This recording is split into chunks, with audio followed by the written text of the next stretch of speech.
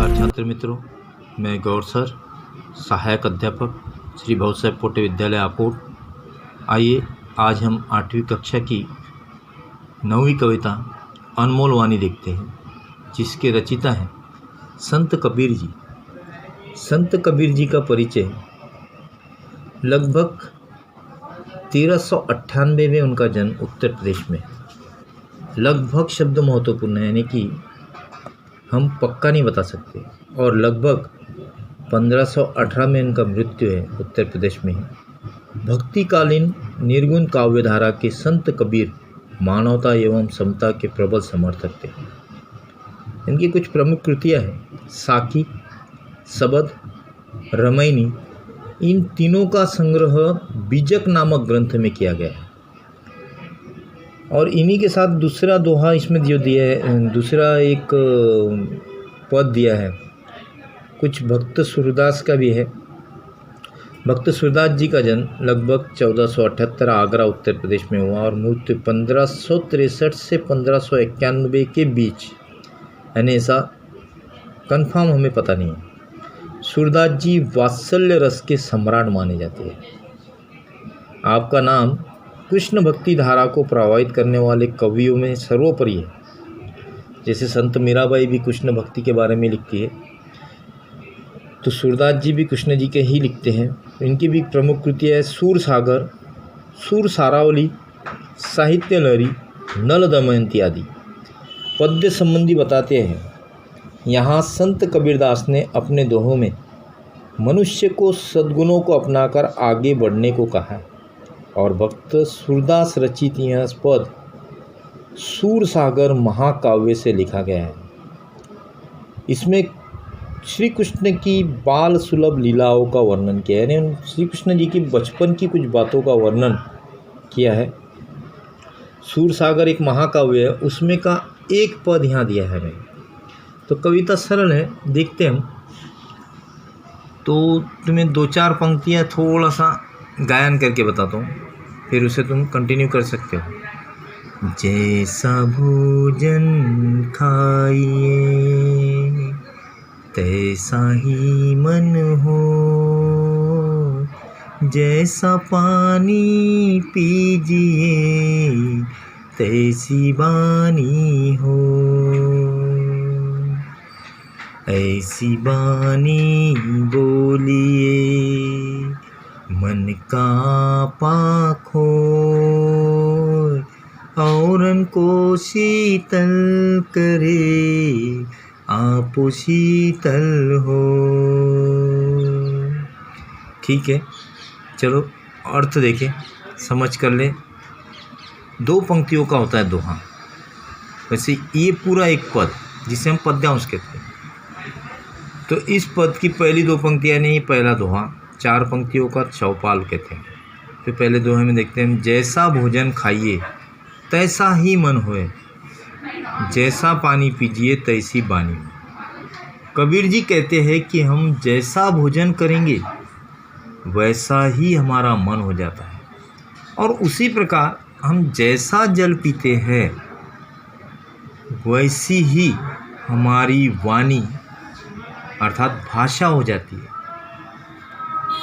तो इन दोनों पंक्तियों का अर्थ हम सरल लिख सकते हैं कि शुद्ध सात्विक आहार और पवित्र जल का ग्रहण करने से हमारा मन और वाणी पवित्र होती है। यानी कि जो हम खाते हैं, जो हम पीते हैं, उसका हमारे शरीर पर प्रभाव पड़ता है। तीसरी पंक्ति में, ऐसी वाणी बोलिए मन का आपा खोए। तो यहाँ पर सरल है, यानी ऐसी भाषा बोलो कि हमारे मन का अहंकार दूर हो जाए। यानी मधुर और विनम्र वाणी से बात करनी चाहिए, जिससे सुनने वाले को भी प्रसन्नता मिलेगी और उनको शीतल करे आपो शीतल हुए। तो हमारी भाषा कैसे होना चाहिए? मधुर और विनम्र वाणी होनी चाहिए, जिससे सुनने वालों को भी प्रसन्नता हो। शीतल यानी ठंडक, ठंडक का यहाँ पर हम लेंगे प्रसन्न, तो जिससे औरों को भी प्रसन्नता हो और साथ ही साथ स्वयं को भी प्रसन्नता हो। मीठी बोली दूसरों को तो सुख पहुंचाती ही है, इससे स्वयं को भी आनंद होता है, अर्थात मीठी बोली से ही दिल जीते जाते हैं। बुरा जो देखन मैं चला, बुरा ना मिलिया कोई।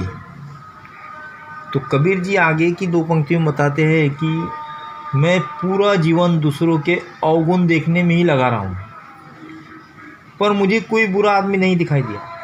मैंने बुरा व्यक्ति की बहुत खोज की, पर मुझे कोई बुरा व्यक्ति नहीं मिला।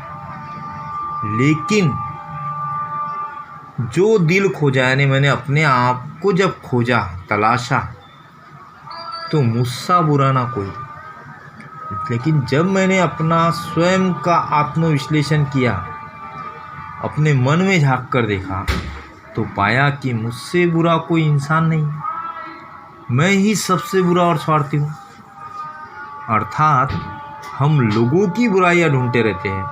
अगर अपने अंदर झांक कर अपनी कुछ बुराइयाँ अगर हम समझ ले और उसे सुधारने की कोशिश करें, तो किसी में कोई बुराई नहीं होगी।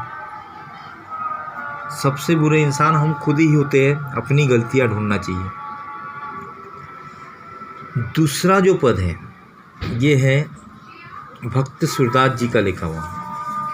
मैया कब ही बढ़ेंगी चोटी, कब ही यानी कब बढ़ेंगी मेरी चोटी। चोटी को 3 शब्द दिए यहाँ पर, चुटिया, शिखा, फेनी। तो यहाँ बालक कृष्ण अपनी माता यशोदा से पूछ रहे हैं कि मैया मेरी चोटी कब बढ़ेंगी।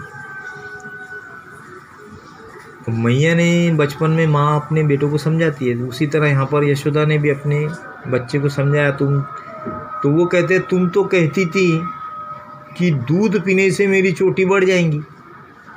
अब दूसरी पंक्ति में वे कहते हैं कि मुझे दूध पीते हुए बहुत समय हो गया, कितनी बार, यानी बहुत समय हो गया, कितनी बार मोही दूध पियत भई, यानी मुझे दूध पीते हुए कितना समय बीत गया। भई यानी बीत गया, हो गया, मुझे दूध पीते हुए बहुत समय हो गया। यहाँ आजहू छोटी, यहाँ अभी भी छोटी ही है। तो यहाँ तक 2 पंक्तियाँ हो गई।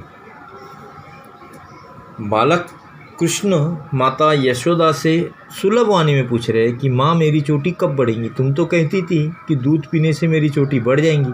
अब मुझे दूध पीते हुए बहुत समय हो गया, पर यहाँ आज भी छोटी की छोटी ही है। तीसरी पंक्ति, तू जो कहती बल की बेनी जो, जो यानी की तरह, यानी बल कौन है, बलदाऊ उनके बड़े भाई, बलदाऊ की चोटी की तरह हवे है लंबी मोटी। अब वो आगे कृष्ण जी कहते अपनी यशोदा माँ से कि तुम तो कह रही थी कि दूध पीने से मेरी चोटी भाई बलदाऊ की चोटी की तरह खूब लंबी और मोटी हो जाएंगी। काचो दूध पियावत पाची पाची देथना माखन रोटी। काचो यानी कच्चा दूध पिलाती है मुझे बार बार, पाची पाची यानी बार बार, पची पची यानी बार बार, और माखन रोटी देती नहीं। तुमने मुझे यह कहकर दूध पिलाया बार बार कि बलदाऊ की तरह तुम्हारी भी चोटी खूब लंबी और मोटी हो जाएंगी अगर तुम दूध पियोगे तो वो यही कह रहे कि तुम बार बार मुझे कच्चा दूध पिलाती हो और मुझे मक्खन रोटी खाने को नहीं देती। सूर शाम, सूर यानी सूरदास जी कहते हैं, शाम चिरंजीव दो भैया यानी दोनों भाई, हरि हलदर की जोटी, जोटी यानी जोड़ी, हलदर यानी बलराम, हरि यानी श्री कृष्ण जी। तो सूरदास जी कहते हैं कि भगवान श्री कृष्ण, हरि यानी भगवान, और बलराम दोनों भाइयों की जोड़ी चिरंजीवी हो। तो यहाँ तक दूसरा पद हो गया। धन्यवाद। समझ कर ले, कुछ दिक्कत हो तो मुझसे संपर्क करें। 1 बार नहीं, 2 बार नहीं, 3 बार समझ कर ले, एक पद समझ कर ले और अर्थ समझने के बाद ही उसके स्वाध्याय छुड़ाएं। धन्यवाद।